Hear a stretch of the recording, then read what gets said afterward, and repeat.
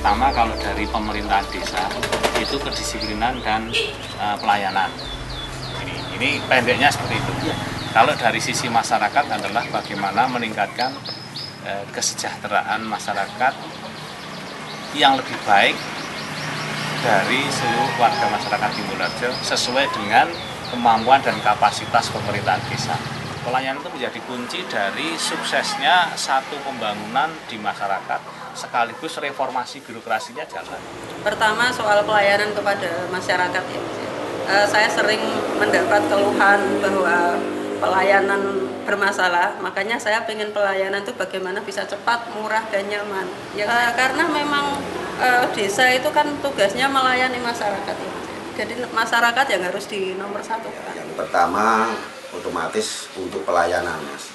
Satu, untuk pelayanan bagi masyarakat untuk Timbularjo itu terus terang kami mendengar dari elemen-elemen dari dari masyarakat kecil sampai menengah itu memang untuk pelayanan memang harus diprioritaskan. Itu banyak sekali Mas sebetulnya dari pemerintah saja ya. Ini kan langsung aja kalau kita aja dia langsung pertama kali kita kerjakan adalah konsolidasi ke dalam internal dan artian supaya kita mengembalikan diri kita sebagai lurah dan pamong statusnya bahwa pada hakikatnya lurah, pamong dan staf itu adalah abdi masyarakat, pelayan masyarakat, bukan yang harus dilayani. Itu harus pertama kali yang dilakukan oleh lurah, pamong dan staf menyadari bahwa dirinya itu adalah pelayan. Kemudian dalam pemerintahan itu adalah transparansi, Mas. Persoalan yang paling mendesak untuk segera ditangani yaitu data penduduk, terus proses pelayanan pada masyarakat, transparansi dan pendayagunaan kelompok tani. Permasalahan yang sangat mendesak ini adalah satu tentang pelayanan pemerintah desa yang selama ini mungkin masih ada hal-hal yang perlu ditingkatkan, dan juga tentang bagaimana upaya kita untuk menekan angka kemiskinan melalui peningkatan pendapatan masyarakat. Ya, karena kalau yang namanya kemiskinan itu kan menyangkut kepentingan hajat orang banyak. Kalau masyarakat hidup di taraf di bawah angka kemiskinan ataupun masyarakat hidup termasuk kategori orang kurang beruntung, itu otomatis akan menimbulkan suatu kerawanan. Ini kalau saya lebih menyorotinya memang sebenarnya banyak potensi sebenarnya di sini itu banyak potensi, cuman beberapa hal mungkin belum bisa berkembang. Iya, belum bisa berkembang. Kaitannya mungkin dengan beberapa sektor juga saya melihat, terus ada juga beberapa mungkin permasalahan kaitannya dengan mungkin sektor pemerintahan atau apa, mungkin saya juga bisa melihat dari situ. Cuman yang lebih saya soroti ini sebenarnya di sini itu banyak potensi, Mas, banyak potensi yang bisa dikembangkan, dan ketika orang-orang di luar sana itu untuk mencapai ke sini kadang susah. Saya tidak tahu masalahnya apa ya.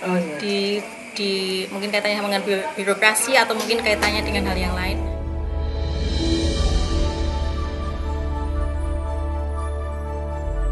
Nama keteladanan. Jadi bagaimana pimpinan tertinggi di Timbularjo, katakanlah lurah itu memberi teladan kepada para pamongnya agar disiplin, agar melayani dengan baik tanpa meninggalkan regulasi yang ada. Itu keteladanan. Kedua, selain keteladanan itu adalah kalau dalam bahasa asing sering disebut reward dan punishment. Ada teguran kalau memang ada yang melanggar, ada bonus atau hadiah kalau memang dia katakanlah berhasil. Jadi misalnya saya akan membenahi bagaimana pelayanan ruang tunggu itu lebih nyaman. Kemudian dengan sistem komputerisasi pelayanan, melayani itu bisa lebih cepat. Ya, saya lihat misalnya seperti di Desa Terong ini, Mas. Seperti itu. Ya, seperti itu kira-kira. Kemudian kalau transparansi anggaran, misalnya desa itu harus punya rekening khusus desa yang bisa diaudit setiap saat.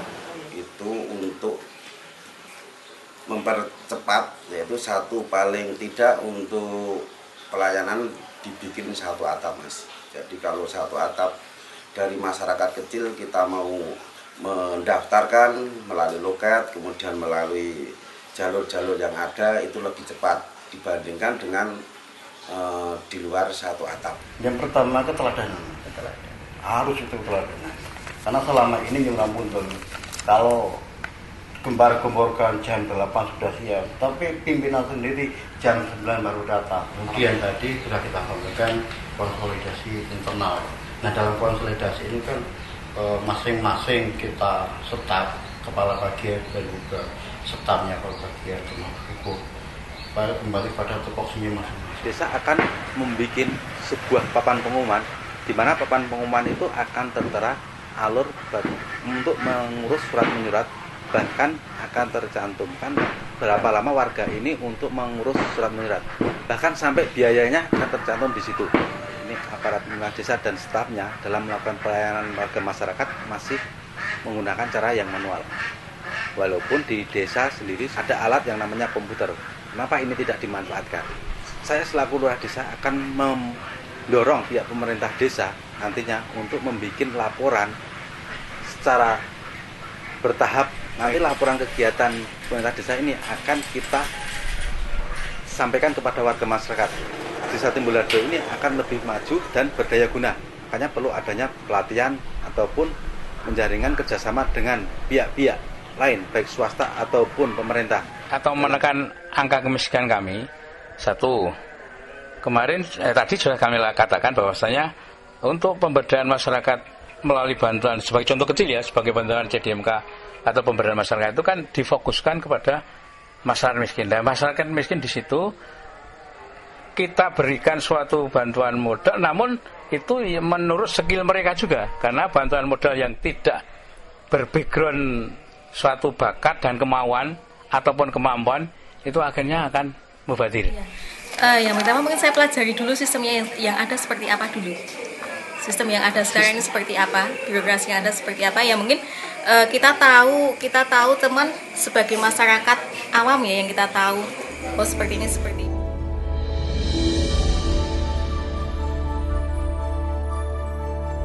Kalau dari sisi ekonomi jelas Timbularjo itu termasuk daerah yang strategis, maka memiliki potensi ekonomi, terutama adalah ekonomi yang berkaitan dengan jasa.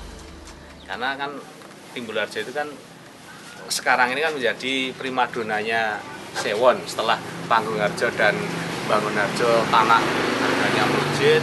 Juga selain itu potensi-potensi yang lain, mungkin potensi kerohanian karena memang masyarakatnya Timbularjo adalah religius, mungkin juga potensi kerajinan dari yang lain, apalagi di Timbularjo ada satu kawasan ekonomi baru yaitu Tembi Gabusan.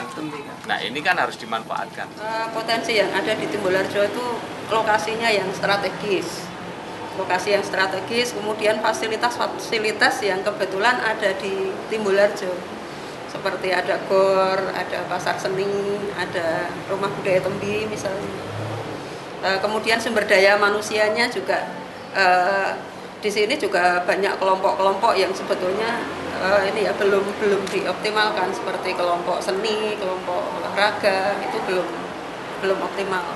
Pertama, untuk potensi yang perlu dikembangkan yaitu lahan untuk kasdisa itu memang sangat perlu sekali, karena di Kelurahan Timbularjo itu sangat banyak sekali yang lahan yang sangat potensi. Contohnya yang dekat-dekat jalan raya itu contohnya banyak sekali Mas. Jadi itu memang potensi yang sangat diunggulkan dari bidang untuk kasdisa. Sebetulnya potensi itu banyak sekali. Cuman karena penggarapan dari selama ini belum maksimal sehingga potensi itu kurang maksimal. Satu contoh umpamanya ya, di desa Timbularjo itu kan ada semacam pabrik jamu Mas, dan sudah mendapatkan izin dari Menteri Kesehatan namanya Saptosari di daerah Dusun Sewon, dan ini laku di Lampung, Bali, Kalimantan. Tapi kenapa justru orang-orang Timbularjo sendiri tidak tahu bahwa di desa Timbularjo itu ada jamu? Padahal hebat-hebatnya salah satu produk yang ada di sana. Seandainya kita kenal kok diolesi dari produk dari Sabtosari itu tanpa membangkas itu. Nah ini kan salah satu bentuk unggulan desa Timbul kalau kita kembangkan, kita sosialisasikan, kita sebagai pemerintah desa harusnya kan mampu bisa mengangkat potensi yang ada di dalam masyarakat, termasuk adanya lincah kerajinan dari bambu. Dulu pernah waktu habis gempa masuk Muri karena ada kita 11 meter lah dibuat itu lincah. Ini kan merupakan potensi desa. Ada juga lainnya banyak potensi. Di Timbularjo ini, desa Timbularjo ini sebenarnya sangat luas ya. Dan di situ banyak potensi dan aset yang ada di situ. Misalnya kayak aset stadion, aset pasar seni Gabusan, waterboom, dan desa Timbularjo ini mempunyai 2 pasar tradisional. Nah, ini merupakan aset-aset yang bisa dikembangkan dan merupakan potensi. Selain itu, adanya kelompok penak yang ada di desa Timbularjo.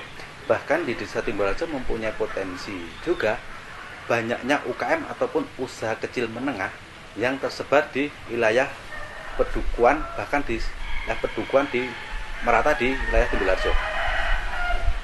Timbularjo punya 2 pasar desa, 2 pasar tradisional, 1 pasar Kepek, 2 pasar Tegalrejo Gabusan. Itu potensi yang benar-benar bisa dikembangkan untuk bagaimana untuk menciptakan lapangan kerja, bagaimana untuk mengupayakan bahwasanya masyarakat yang selama ini pendapatannya masih di bawah rata-rata bisa kita lakukan melalui satu bidang usaha atau kegiatan perdagangan ataupun juga dari pengrajin-pengrajin kecil kita pasarkan di 2 pasar itu. Karena pasar desa Timbularjo yang di Tegalrejo itu berdampingan dengan pasar seni Gabusan, itu sangat potensi untuk dikembangkan, dan kebetulan juga berdampingan dengan waterpark yang dimana waterpark itu setiap hari libur pengunjungnya sangat banyak. Dan dulu saya pernah kepikiran gini, memungkinkan nggak sih kalau desa ini jadi desa wisata seperti halnya di Sleman yang banyak sekali desa wisata.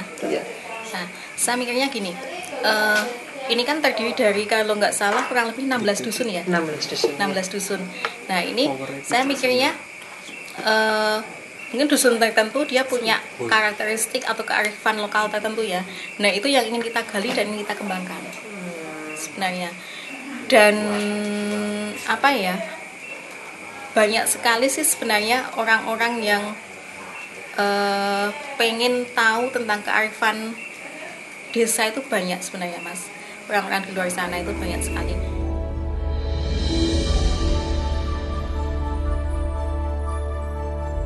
Pertama, kalau ekonomi itu jelas kita nggak bisa lepas, nanti mesti bekerja sama dengan pemerintah kabupaten, pemerintah kecamatan, pemerintah kabupaten, pemerintah provinsi, tentu dengan SKPD terkait. Kalau kabupaten, kalau kaitannya dengan ekonomi berarti dengan Kementerian dan sebagainya. Nah dari sana mungkin ada bimbingan, ada pelatihan, ada peminjaman modal dengan bank. Misalnya ini dengan kelompok-kelompok seni ya, kita beri fasilitas. Seperti yang saya tahu di sini ada kelompok solawatan misalnya. Nah itu kan bagaimana misalnya kita sering adakan semacam festival atau mungkin pembinaan dari kelompok-kelompok itu biar lebih lebih bagus lagi sehingga bisa tampil ke kancah yang lebih bagus, tidak hanya seperti desa. Pertama memang saya melihat dari wilayah Peta Timbularjo itu sangat potensi sekali, karena melihat sawah kas desa itu memang terpecah-pecah, tidak jadi satu peta. Jadi saya melihat banyak sekali yang kas desa itu dekat jalan-jalan raya, dan itu contohnya nanti kita juga untuk kesejahteraan masyarakat, terutama yang sangat membutuhkan, dan paling tidak juga nanti dari segi ekonomi mikro juga bisa dapat ditarik ke situ dan kita berikan kepada masyarakat khususnya yang membutuhkan. Tapi saya sudah bicara, kita sudah di kabupaten, pokoknya sampai pusat, proposal sudah mau pada masuk, kemungkinan besar APBD tingkat 2, tingkat 1 juga APBN pertama kali nanti muncul. Iya, di samping proposal-proposal yang sudah dikirim, kita juga kerjasama dengan lembaga yang ada termasuk perguruan tinggi. terserah. Karena setiap perguruan tinggi kan ada yang namanya LPM ya. Nah di sana kan kita bisa kerja sama. Terkait dengan aset seperti kayak stadion pasar seni Gabusan, Waterboom maupun dua pasar tradisional ini secara saat ini dikelola oleh pihak swasta maupun pihak pemerintah daerah. Bagaimana nantinya pihak pemerintah desa bisa duduk bareng dengan pengelola aset itu tadi, duduk bareng bermusyawarah secara adil dan transparan sehingga desa akan mempunyai income ataupun mempunyai tambahan dalam hal ini pendanaan untuk mengembangkan desa Timbulharjo dan bahkan bisa ini diarahkan ke warga masyarakat untuk kegiatan yang ke arahnya ya meningkatkan kesejahteraan warga. Terus terkait dengan peternakan, saya merasa yakin karena secara pribadi saya sendiri sangat senang dengan ternak, terutama ternak sapi, domba, kambing, dan perikanan. Selain itu saya juga mempunyai relasi jaringan ataupun kerja baik swasta ataupun lembaga yang dia mengelola informasi terkait dengan bidang peternakan.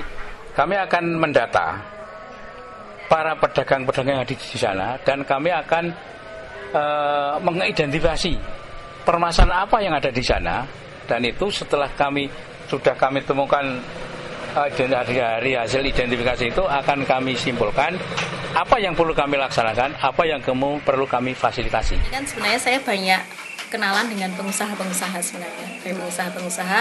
Dari situ mereka minta, aku butuh ini pengrajin untuk batik, bisa nggak nyediain ini di daerahmu? Nah ternyata setelah saya cek-cek, ya mungkin belum mendalam saya ngeceknya ya, itu belum ada yang ada pengrajin batik di daerah Imogiri ataupun daerah Panda. Nah bisa nggak kalau kamu bikin itu terus nanti kita kembangkan sama-sama? Oke lah, nanti untuk misalnya modal usaha sih nanti kita bantu, karena kan ini kaitannya sama BUMN kan, biasanya kan mereka punya semacam CSR-nya. Nah itu biasanya mereka minta hal yang seperti itu.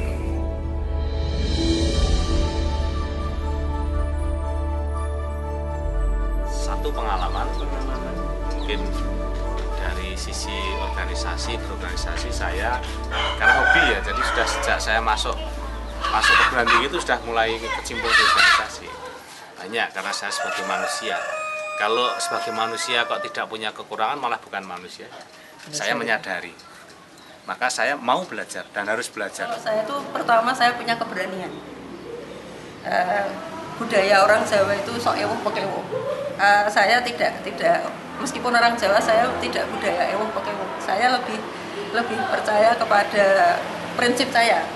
Jadi untuk sesuatu yang bagi saya prinsip itu tidak ada istilah ewuh pekewuh bagi saya. Kalau kekurangan banyak sekali ya Mas ya, sebagai manusia lumrah saya pasti kekurangan banyak. Tapi prinsip saya akan terus belajar dan belajar. Karena yang jelas untuk kelebihan bagi saya, satu dari pengalaman saya di bidang pembangunan.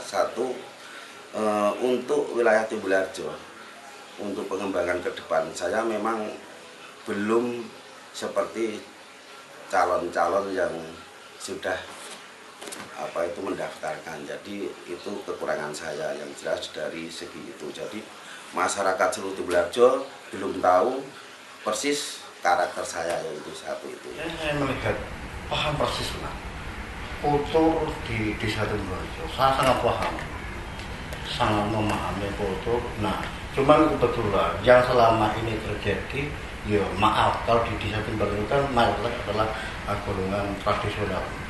Nah, itu namanya orang itu kan banyak ya Mas, satu di antara dia yang kekurangan kita nyuruh kan itu kan terserah kita masing-masing. Tapi insya Allah ketika berusaha mungkin Tuhan belum memberikan jodoh. Dalam hal ini saya mau berkomunikasi dengan siapa saja ya, dimana saja dan kapan saja. Bahkan saya siap untuk menerima kritik maupun saran. Misalkan kritik itu bersifat membangun. Di sini saya juga mampu mengoperasikan dan memanfaatkan teknologi informasi dan komunikasi membantu saya dalam melakukan pembangunan sistem informasi desa yang ada di wilayah desa Timbularjo.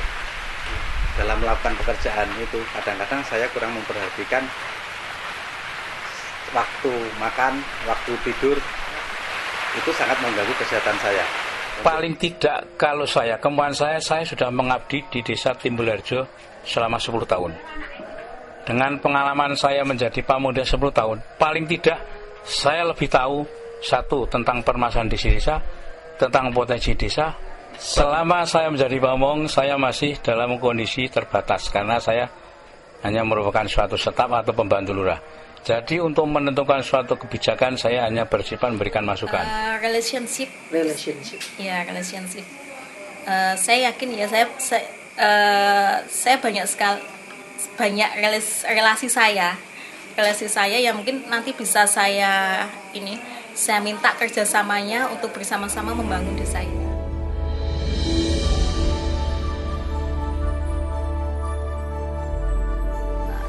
Kalau ini sudah dinyatakan bakal calon kok kemudian membagi-bagi uang dan sebagainya atau apa yang lain, nah ini berarti melanggar. Tapi itu pun tidak bisa sepenuhnya disalahkan karena masyarakat sekarang juga nggak bisa menutup mata bahwa masyarakat sekarang juga arahnya ke sana.